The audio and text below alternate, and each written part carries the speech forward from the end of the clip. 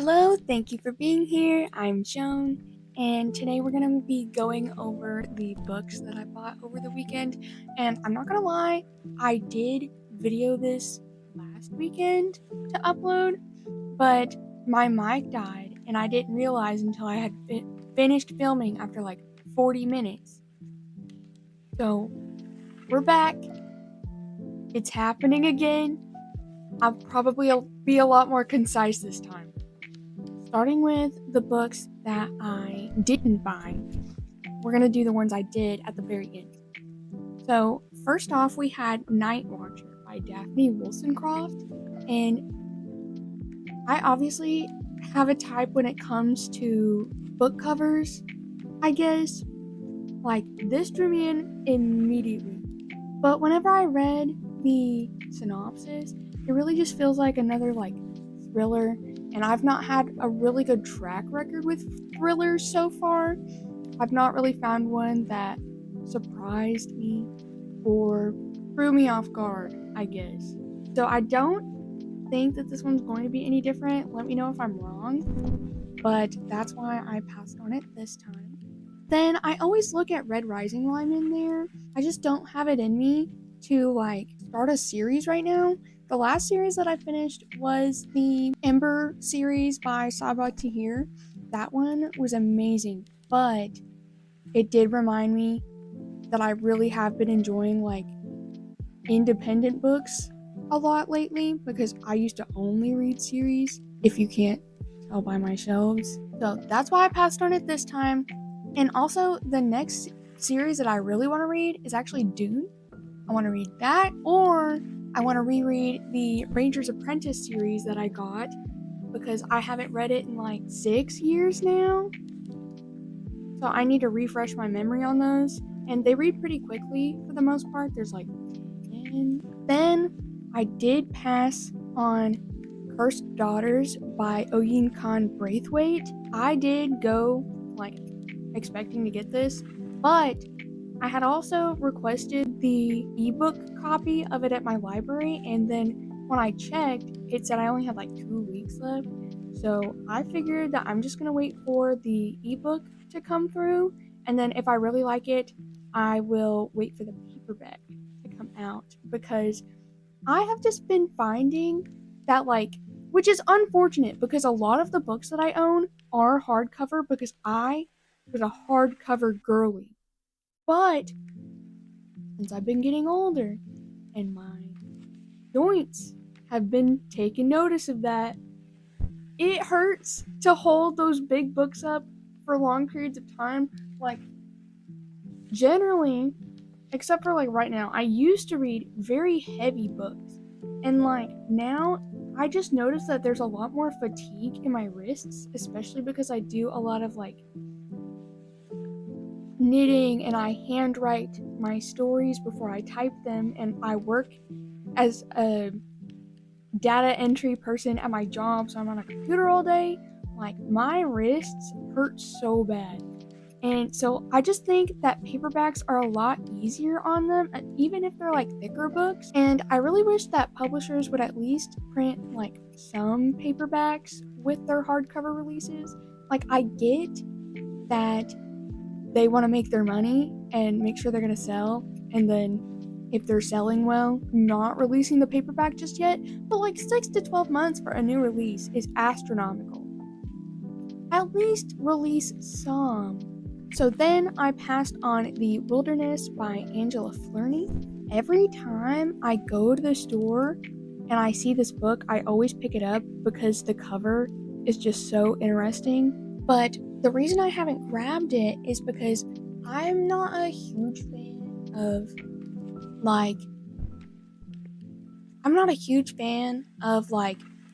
books that span lots of time. And this one is 20 years of time. I'm fine with a year or two, but I don't generally like having large gaps in between events because I don't know, I feel like seeing a character in smaller portions of time is more intimate, but I understand it's to show a larger picture. But that coupled with multiple point of views and it not being a huge book, that's kind of why I haven't taken it home yet. Then I also didn't take home Idle Grounds by Christelle Bamford. It seems like it has like kind of surrealism in there, which I'm interested in. But again, I just kind of wasn't interested in reading it in the near future. I've got a lot of other different books that I'm trying to get on. And so the next one after that is Colored Television by Danzy Senna. And obviously, this book is very eye-catching, very bright. The synopsis was interesting to me, but the reason that I don't think I'm going to like it is because I didn't mesh well with how the synopsis was written. Like, I like mine to have a lot more, like, intrigue and mystery instead of telling me what the basic, like, plot is. Because then while I'm reading it, I know what's happening because it was in the synopsis and I'm not as invested in it because I'm waiting for the actual story of what I'm wanting to know to start. So that's kind of why I didn't go for this one, because like it seems like it tells you quite a lot. Like it introduces the characters, it tells you like a line or two about their dynamics, and then what her motivations are, and then how it doesn't work out, and I just know, like, I just feel like it's saying too much. And so after that, I briefly looked at The Bog Queen, but did not pick it up because I recently read The Bog Wife and felt a little bit burned by it, and I'm not ready for it to happen again. So I'm gonna wait for this one. Please tell me if I'm wrong, because it looks so cool, like her face in that cover. So unsettling. Okay, and after that one, we have Orlando by Virginia Woolf.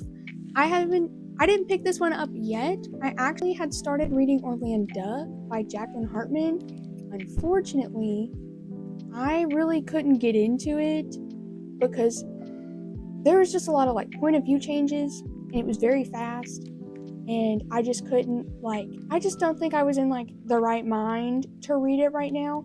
And especially because it feels like Hartman is talking to Virginia Woolf directly, and I feel like I need to read this before reading Orlando. I'm going to give myself a little bit of a break on it, come back with a fresh mind. And then my eye also caught on The Female Persuasion by Meg Wolitzer. I'm just not sure it's something that I'm wanting at the moment, so that's why I didn't take it. It's also like rather big, so that was another deterrent for me right now. Whenever you see literally right after this what books I did take home, like, I have been really liking small books lately. So let's go ahead, and that's me closing my laptop. Let's go ahead and take a look at what I did pick up. And so I did get more books than I thought I was going to, which I was planning on getting like 2 of them, but my husband was also getting books, so I was like, why not just take advantage of my membership? Because I also hadn't bought like a bunch of books like that since March, which is probably also the next time that I'm going to be buying that many books for my birthday. But I feel like I did a very good job here. And so I picked up 6 books. I got, firstly, Before the Coffee Gets Cold by Toshikazu Kawaguchi. And obviously, I have heard great things about this, like very cozy. Also, it is a hardcover, but I think like this size is really kind of perfect for it. It doesn't feel too heavy.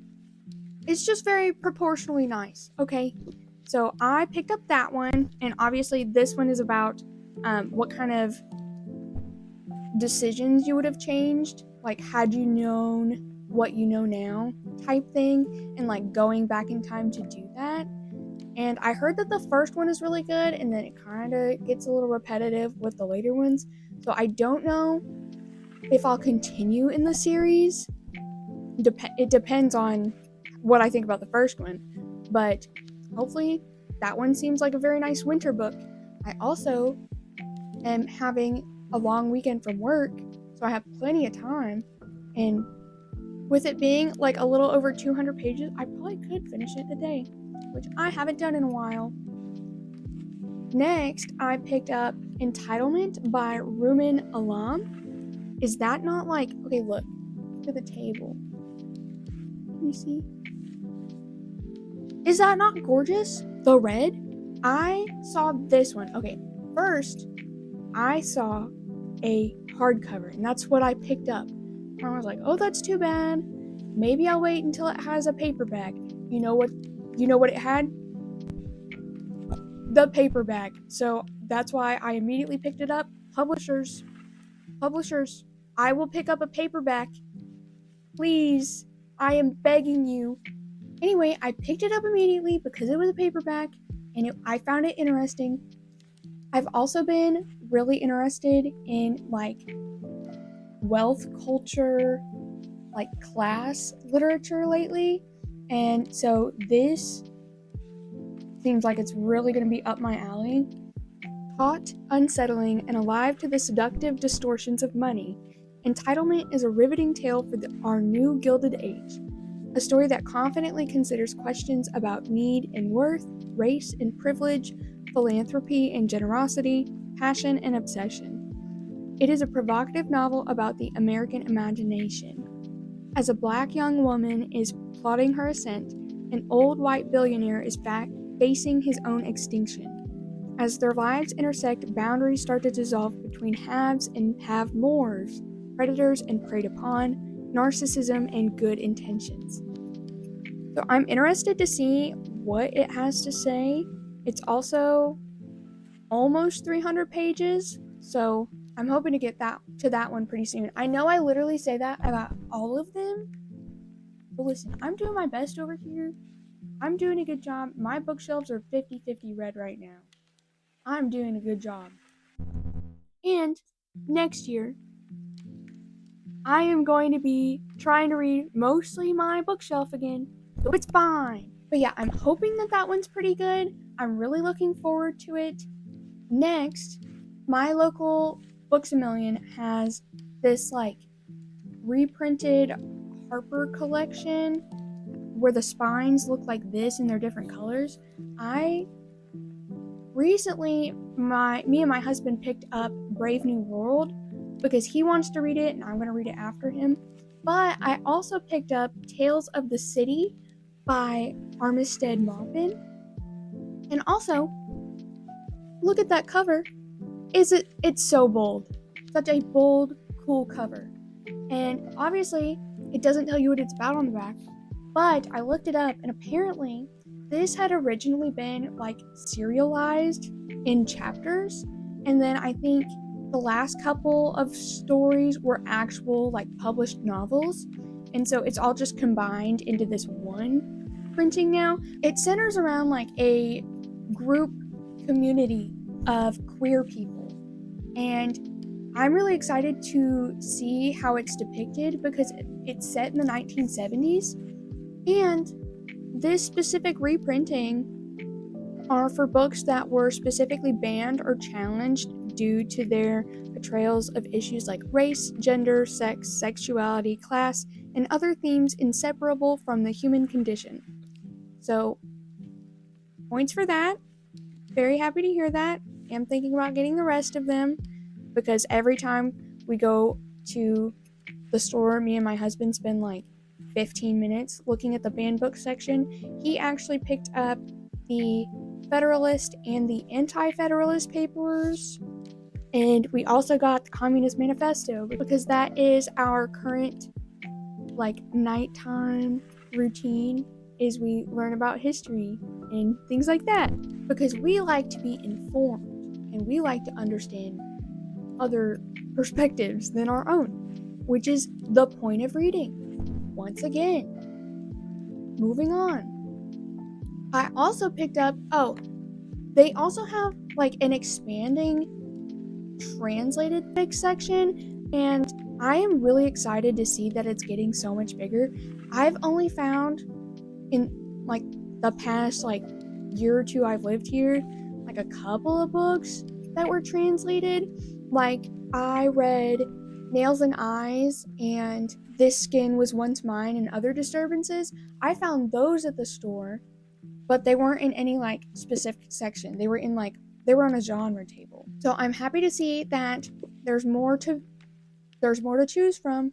And I also got Lost Souls Meet Under Full Moon by Mizuki Sugimura.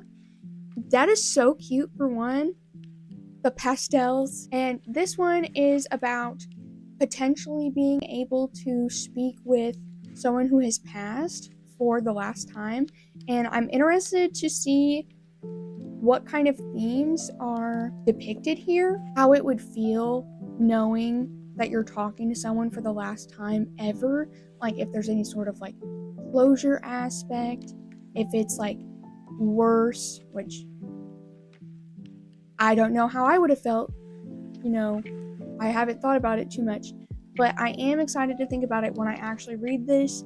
It's also like perfectly floppy, so that is really nice, actually. Then, I also picked up Days at the Murasaki bookstore. Look how charming and cute that is. The little cat. And then also, it's not even 150 pages, but this one is about a woman whose fiance leaves her because he was cheating on her, like for the other woman. And so she goes to live with her uncle, whose wife had left him suddenly. And kind of them existing around one another. And I'm really hoping that it's like cozy, because I've heard that like this genre of stories are like cozy, but also very much like an ode to the human experience also. I do have more that I want to talk about that, because I did read She and Her Cat, which was like a lovely collection of short stories, and I'll be talking about that one in my next wrapped up. But I'm hoping that this one and the others that I've gotten are pretty similar. I think this is like the perfect hardcover shape. I mean, obviously if it was really thick, that would suck, but for me. And then I'm really liking this. I know not all stories can be this small. It's just so nice to hold. Anyway, but that's also why I was okay getting the hardcover for this one, because it's not too big and it's not too heavy. But this one, it has the exact synopsis that I like to see. Even before the rumors about the Mansfield girls begin, Little Nettlebed is a village steeped in the uncanny. From strange creatures that wash up on the riverbank to portentous ravens gathering on the roofs of people about to die. But when the villagers start to hear barking, and one claims to see the Mansfield sisters transform before his very eyes, the allegations spark fascination and fear like nothing else. That's not telling me step by step what's going to happen, and I enjoy that. And I've heard really good things about this one, so I'm really excited to read it. It's actually a potential in my book club, like bonus book right now, so I was like, this is a coincidence. I need to be reading this soon. Honestly, I probably will still read it if it's not picked. But right now, I am reading This Thing Between Us, and so I'm hoping the next book that I read will be out of this pile. I don't know which one it's going to be yet. Honestly, maybe this one. Honestly, probably The Hounding. I don't know. You'll know in the next one, like usual. But as always, thank you for being here. I hope you have a good day, and I'll see you in the next one.